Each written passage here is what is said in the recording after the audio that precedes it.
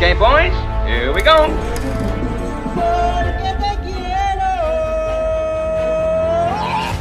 Halo guys, balik lagi dengan celengan film.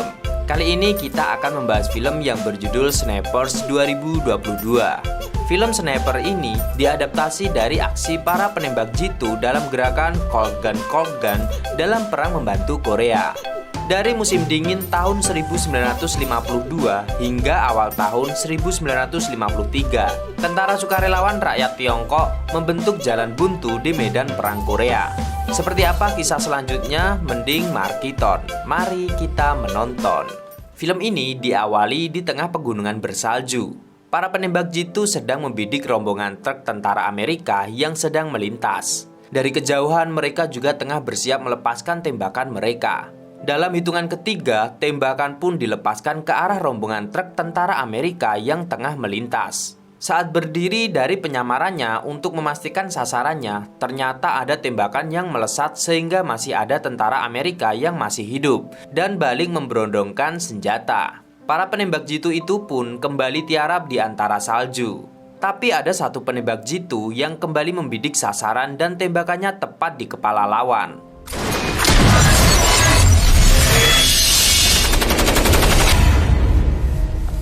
Penembak itu pun kemudian mengabsen pasukannya satu persatu. Sedangkan di tempat lain musuh sedang mempersiapkan senjata-senjata untuk berperang di bawah perintah John. John adalah musuh yang sangat terlatih, ia sempat dilatih Sersan Liu. 一次偶然的伏击，让他觉得机会来了，便设计了一个狂妄的计划。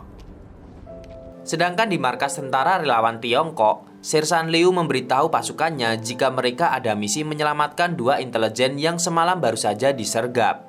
Chen Dayong yang penasaran dengan siapa saja intelijen yang disergap malah mendapat tugas untuk diwawancara karena dianggap paling berpendidikan.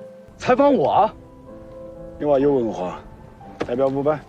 Tibalah saatnya Dayong diwawancara. Pertama, ia ditanya tentang Sersan Liu, kemudian tentang perasaannya bergabung dalam pasukan kelima. Ia pun menjawab jika dirinya sangat kesal bergabung di pasukan 5 karena ia mengetahui Liang teman SD-nya yang juga satu kompi menjadi salah satu intelijen yang disergap dan ia tidak diizinkan ikut dalam misi pembebasan. Ia pun memohon sambil menahan air mata untuk ikut menyusul teman-temannya dalam misi. 连长，你让我去吧。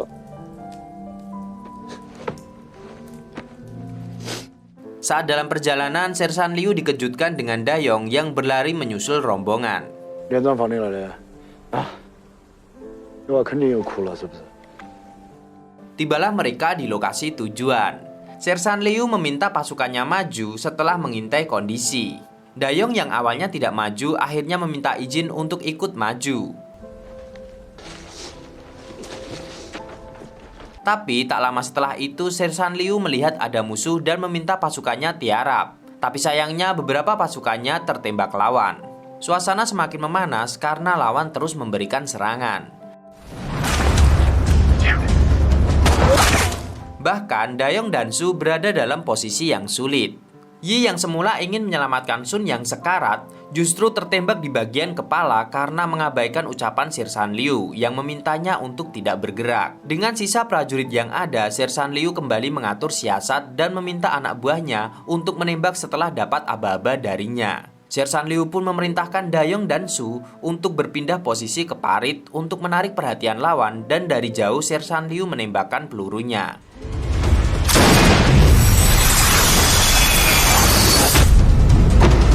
Saat mereka berkumpul di satu titik, Sersan Liu langsung memarahi Dayong yang melempar kotak P3K. Ia menganggap kematian Yi adalah kesalahan Dayong.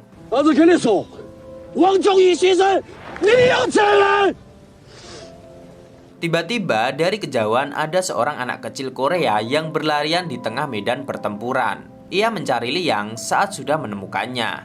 Bocah kecil itu pun berusaha menarik tubuh Liang. Ternyata sebenarnya tubuh Liang yang terbujur oleh lawan digunakan untuk umpan jebakan. Kemudian lawan melepaskan tembakan di dekat anak kecil itu dan kemudian melempar kaleng untuk menarik perhatian anak kecil itu agar mendekat ke arah mereka.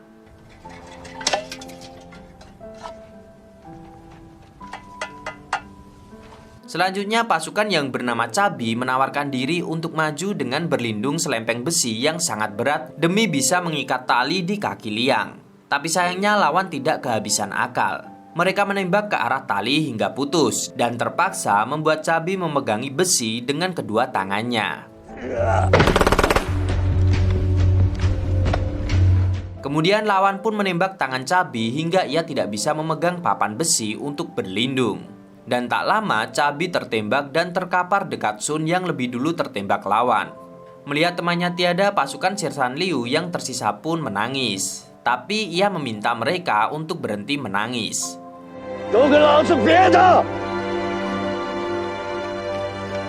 Tiba-tiba bocah kecil yang bernama Yuan itu keluar. Ia diminta oleh musuh menyuntikkan sesuatu ke tubuh Liang. Tak lama setelah cairan itu disuntikan, Liang pun membuka matanya dan memanggil nama bocah itu. Liang pun kemudian menyadari keberadaan teman-temannya. Teman-temannya pun memintanya untuk sedikit bertahan karena mereka akan membawanya pulang.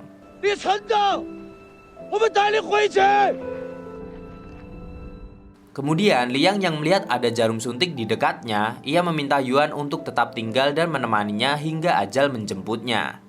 Seketika Yuan pun membaringkan tubuhnya di dekat Liang.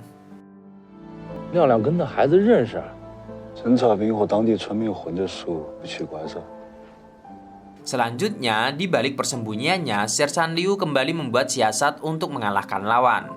Benar saja, rencana Sersan Liu berhasil. Ia berhasil mengecoh dan menembak dua lawan tepat di kepala mereka.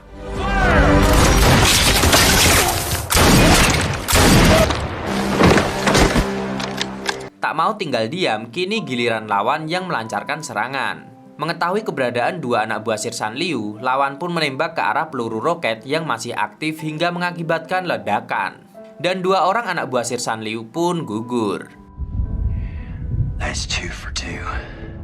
Sersan Liu sempat meminta keponakannya yang juga anak buahnya untuk bertahan. Tapi sayangnya karena ledakan yang terlalu dahsyat dan menghancurkan kakinya, ia akhirnya menghembuskan nafas terakhirnya. Semua pun menangis termasuk Sersan Liu.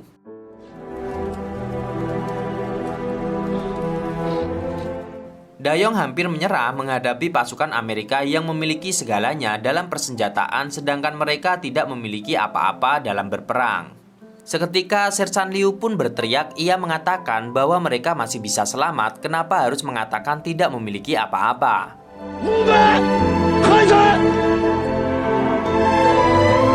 Sersan Liu kembali berencana menyerang lawan. Ia pun membagi tugas dengan anak buahnya yang tersisa. Dan benar saja, ia berhasil menembak satu lagi lawan. Back on the bags! Back on the bags!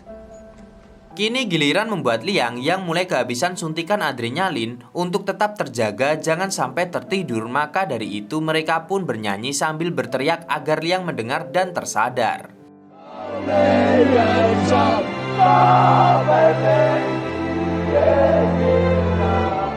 Sersan Liu pun kembali mengatur strategi. Ia sudah menyadari sebenarnya ialah yang diincar oleh pasukan lawan. Ia pun berniat menyerahkan diri kepada musuh demi menyelamatkan Liang.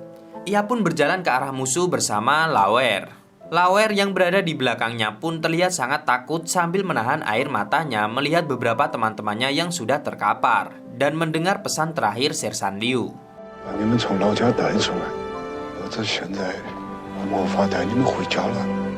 Dari kejauhan lawan memintanya untuk berhenti dan meminta Sersan Liu berjalan sendirian. Kemudian Laoer menggendong Liang dan berjalan kembali ke persembunyiannya. Sedangkan Dayong memantau dari kejauhan. Selanjutnya, Sersan Liu pun berjalan mendekat ke persembunyian lawan. Tiba-tiba pasukan lawan justru menembak kaki Laoer. Seketika, Sersan Liu menarik tuas granat yang terpasang di badannya dan berlari mendekat ke arah lawan. Melihat Sersan Liu berlari dengan granat yang terpasang, pasukan lawan pun melepaskan tembakan ke arah Sersan. Tapi sayangnya itu tak menghentikan Sersan Liu hingga akhirnya Sersan menjatuhkan tubuhnya di persembunyian lawan dan granat pun meledak menghancurkan persembunyian lawan. Seketika tangis Dayong dan Laoer pun pecah melihat Sersannya gugur.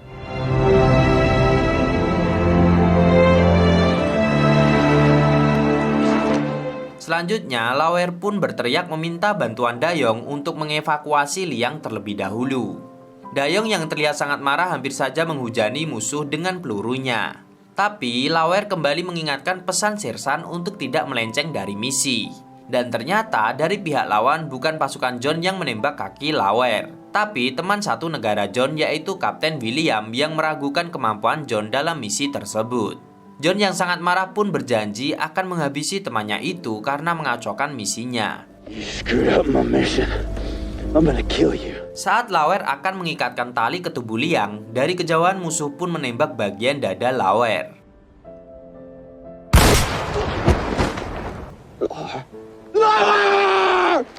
Kemudian Liang yang masih mengetahui keberadaan Dayong kemudian berusaha menuliskan pesan dan menyampaikan informasi kepada Dayong. Tapi belum sempat Dayong membacanya, lawan sudah menembak tangan Liang 2 kali hingga Liang pun sekarat. Kini pasukan lawan pun berusaha menangkap Dayong, tapi sayangnya meski sendirian Dayong berhasil menembak dengan tepat sasaran beberapa prajurit lawan. Meski begitu, Dayong terlihat sangat terpukul melihat sahabatnya meregang nyawa.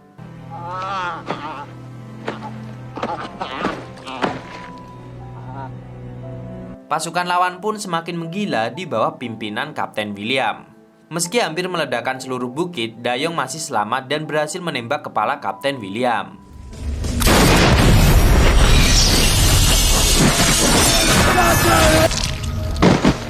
Setelah itu, Yuan kembali datang menghampiri Liang yang sudah membiru. Ia tak memberitahu isi surat yang ada pada Liang. Ia hanya ingin menyelamatkan Liang. Sebenarnya, Yuan tadi pergi kembali ke desa untuk memberitahu warga, tapi tidak ada satupun warga desa yang mau membantunya karena takut. Sehingga Yuan kembali sendirian menemui Liang yang ternyata sudah membiru. Yuan pun menangis dekat jasad Liang.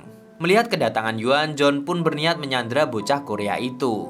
Yuan pun dimasukkan ke dalam tank bersama John dan anak buahnya.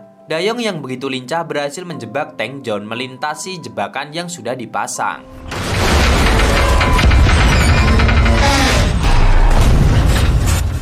Kemudian ia terus berusaha memancing kepanikan John dan anak buahnya, hingga mereka tidak bisa menghadapi Dayong yang begitu lincah. Kini amunisi lawan pun menipis. Mereka tidak bisa melihat dari dalam tank. Anak buah John pun berniat membuka tutup tank, tapi dengan kepandaian Dayong ia berhasil membidik tepat di kepala anak buah John.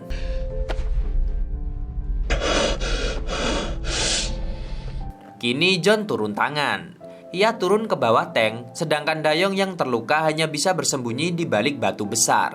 Beberapa kali John melepaskan tembakan, tapi tidak berhasil mengenai Dayong. Hingga akhirnya Dayong mengeluarkan centong untuk melihat posisi lawan. Ia pun teringat kata-kata Sersan Liu yang memintanya untuk selalu waspada dan akurat melihat lawan. Dayong kemudian memasang centong di sepatunya dan beberapa kali mengecoh John. John yang terkecoh dengan trik Dayong pun melepaskan tembakan ke arah centong. Di saat itu juga Dayong melepaskan tembakan dari sisi lain batu mengarah ke arah kepala John. Dan akhirnya John pun tertembak. Setelah aksi tembak-tembakan itu, Dayong kembali mengambil centong pemberian Sersan Liu itu. Setelah itu, ia menemukan potongan surat kabar bergambar Sersan Liu di dalam kantong baju John. Ia pun kemudian masuk ke dalam tank dan menyelamatkan Yuan yang terikat. Ternyata sebelumnya Dayong sempat membaca isi pesan Liang yang mengatakan jika Yuan menyimpan permen. Ternyata di dalam permen yang tersimpan di rambut Yuan ternyata menyimpan pesan. Kemudian Yuan bersama Dayong pun kembali menuju desa. Sebelum tiba sampai ke desa, mereka melihat kapten dan pasukannya datang. Dayong pun kemudian memberikan pesan itu kepada kapten.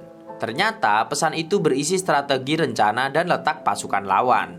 Informasi itu sangat penting bagi mereka. Seketika Dayong menangis ketika mendengar kapten sudah membawa jasad teman-temannya, tapi tidak dengan Sersan Liu, karena mereka hanya menemukan topinya. Dan film pun tamat. Setiap peperangan pasti menyisakan duka bagi siapapun yang terlibat di dalamnya. Marilah jaga perdamaian ya guys.